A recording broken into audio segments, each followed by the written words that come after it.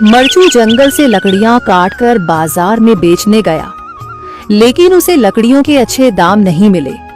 इस पर मरचू ने कहा, अरे भैया, इतने कम पैसे? इन पैसों में तो 2 वक्त का खाना भी नहीं मिलेगा। आप मुझे बहुत ही कम पैसे देते हैं। मैं इतनी मेहनत से लकड़ियां काट कर आता हूँ, लेकिन उनके पैसे मुझे बहुत कम मिलते हैं। भैया, तुम्हारी लकड़ियां होती ही इतनी कमजोर हैं कि मैं इससे ज्यादा पैसे नहीं दे सकता। तुम्हारी लकड़ियों के बस इतने ही पैसे बनते हैं। अरे भैया, कुछ ज्यादा कर दो ना। वो क्या है ना कि इन पैसों का तो कुछ भी नहीं आता। मैं अपनी जिंदगी कैसे गुजारूंगा?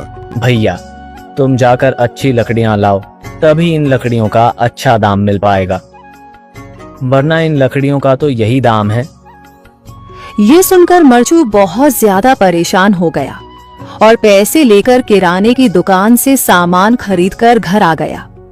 घर पहुंचते ही मरचू की पत्नी सीता ने कहा, अरे जी, सामान ले आए आप? हाँ जी, सामान ले आया हूँ। सीता के चेहरे पर खुशी छा जाती है, लेकिन जब उसने सामान देखा, जी, इसमें तो बहुत थोड़ा सामान है।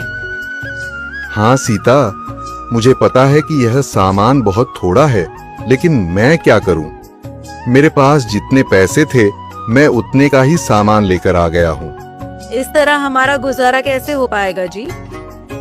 आपको तो पता ही है कि हम कितनी मुश्किलों से गुजारा करते हैं। हाँ हाँ, मुझे पता है, लेकिन मैं कर भी क्या सकता हूँ? मेरे पास इतने पैसे ही नहीं कि हम एक अच्छी जिंदगी गुजार सकें। इतनी मेहनत कर रहा हूँ, लेकिन फिर भी मेहनत का फल नहीं मिल रहा। इतनी मेहनत से अच्छी लकड़ी काट कर आता हूँ, लेकिन मुनासिब दाम नहीं मिलता। मैं तो बहुत परेशान हूँ। क्या करूं? कहाँ जाऊं? अरे जी, आप परेशान न हो, आप कोई और काम देख लें।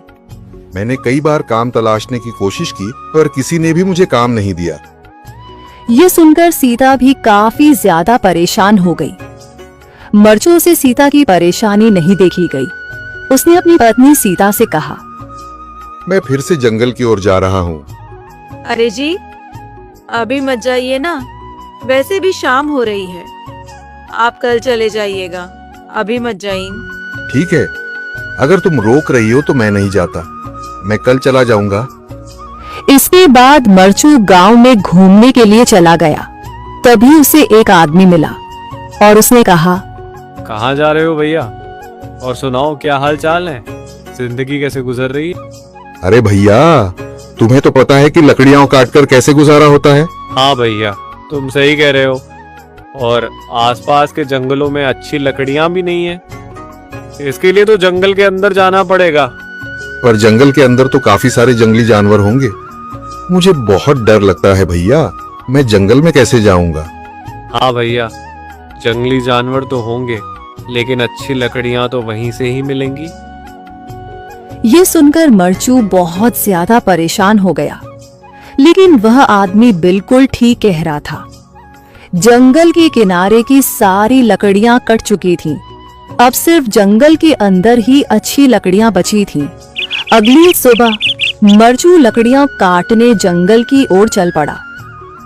जंगल में आने के बाद मरचू ने कहा, अरे, यहाँ पर तो लकड़ियां ही नहीं हैं। वो आदमी सही कह रहा था, लकड़ियों के लिए तो जंगल के अंदर ही जाना पड़ेगा। और जंगल के अंदर जाना क्या सही रहेगा?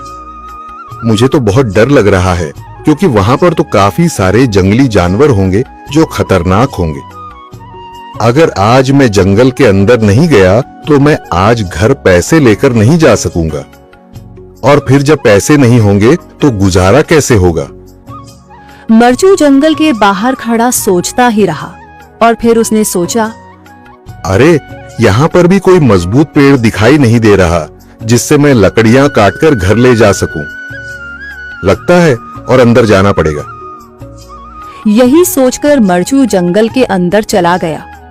अंदर जाने के बाद उसने इधर उधर पेड़ देखे, पर उसे कोई भी अच्छा पेड़ दिखाई नहीं दिया। यह सोचकर मरचू जंगल के और अंदर चला आया।